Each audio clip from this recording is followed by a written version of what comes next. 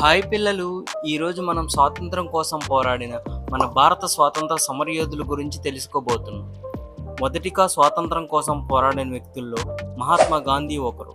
అసలు పేరు మోహన్ దాస్ కరమ్చంద్ గాంధీ. ప్రజలందరినీ అహింసా మార్గంలో ఉంచి బ్రిటిష్ పాలనకు వ్యతిరేకంగా శాంతియుత ఉద్యమాలు చేపట్టారు.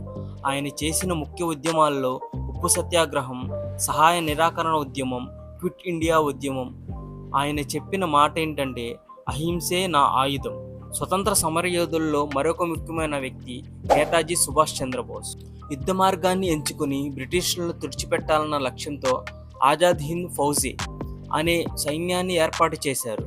సుభాష్ చంద్రబోస్ యొక్క ప్రసిద్ధ నినాదం తుమ్ ముజే ఖాన్ దో, మేనే తుమే ఆజాదీ దూంగా. దీనిని రక్తం ఇవ్వండి, నేను స్వేచ్ఛను ఇస్తాను అని అనువదించవచ్చు. ఈ నినాదం ఆయన భారత స్వాతంత్ర పోరాటంలో భాగస్వామ్యానికి మద్దతు ఇవ్వమని ప్రజలను కోరుతూ స్వతంత్రం కోసం పోరాడేందుకు తనను అనుసరించాలని పిలుపునిచ్చింది. చాలా ధైర్యవంతుడిగా, సైనికంగా ఆలోచించే నాయకుడు. తర్వాత ఝాన్సీ రాణి లక్ష్మీబాయి. ఆమె 1857 భారత తిరుగుబాటు సమయంలో తన రాజ్యం కోసం బ్రిటిష్ వారికి వ్యతిరేకంగా పోరాడిన ముఖ్యమైన మహిళా యోధురాలు. చిన్న వయసులోనే యుద్ధ విద్యల్లో నిపుణురాలు అయ్యింది. గుర్రం మీద కొడుకును వెనక ఎత్తుకుని యుద్ధం చేసిన ధీర వనిత.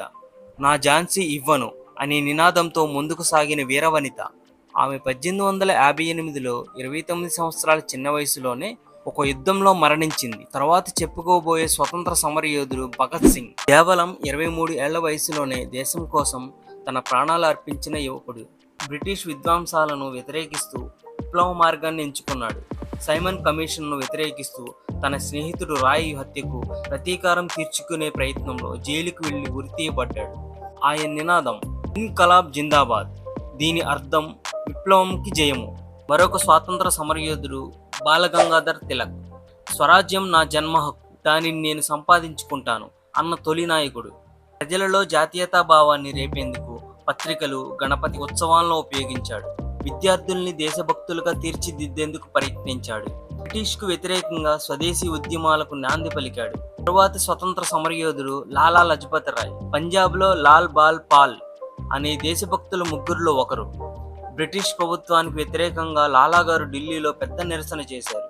సైమన్ కమిషన్ను వ్యతిరేకించే సమయంలో లాఠీ దెబ్బలకు గురై గాయాలతో కన్నుమూశారు. ఆయన త్యాగం యువతకు ప్రేరణ. మరొక ఫ్రీడమ్ ఫైటర్ చంద్రశేఖర్ ఆజాద్. విప్లవవాదిగా బ్రిటిష్ అధికారులను ఎదిరించారు. నేను బ్రిటిష్ చేతుల్లో పట్టుబడను, బ్రిటిష్ గోళీలను తాకలేవు అన్న ధైర్యవంతుడు. చివరకు తన గన్నుతో తానే కాల్చుకుని బ్రిటిష్లకు చిక్కకుండా మృతి చెందాడు. ఆయన పేరు వినగానే ధైర్యం గుర్తుకొస్తుంది. తర్వాత freedom fighter Sardar Vallabhbhai Patel. Iron man of India అని పిలుస్తారు. భారతదేశం విడిపోకుండా అన్ని రాజ్యాలను కలిపి ఏకతను సాధించిన గొప్ప నాయకుడు. స్వాతంత్రం తర్వాత దేశ నిర్మాణంలో కీలక పాత్ర పోషించారు. ప్రజల హక్కుల కోసం పనిచేశారు. తరువాత ఫ్రీడమ్ ఫైటర్ తాండ్ర పాపయ్య ద్వారా. ఆంధ్రప్రదేశ్ నుంచి వచ్చిన వీరుడు. బ్రిటిష్ పాలకుడు పోలేర్ను తన శిబిరంలో చొచ్చుకుని వెళ్లి సంహరించారు. ఆ తర్వాత పట్టణంలో స్వయంగా తన ప్రాణాలు తీసుకున్నారు. ఆయన ధైర్యానికి ఆంధ్ర ప్రజలు ఈ రోజు కూడా గర్వపడతారు. మరొక స్వతంత్ర సమరయోధుడు ఉయ్యాలవాడ నరసింహారెడ్డి. బ్రిటిష్ వారిపై తిరుగుబాటు చేసిన తొలి తెలుగోడు. పేదల కష్టాల్ని చూసి బ్రిటిష్ అధికారులను ఎదిరించారు. తన ప్రజల కోసం బ్రిటిష్లతో పోరాడి చివరికి ప్రాణత్యాగం చేశారు. ఆయన కథను ఆధారంగా తీసుకుని ఇటీవల సైరా అనే సినిమా కూడా తీశారు.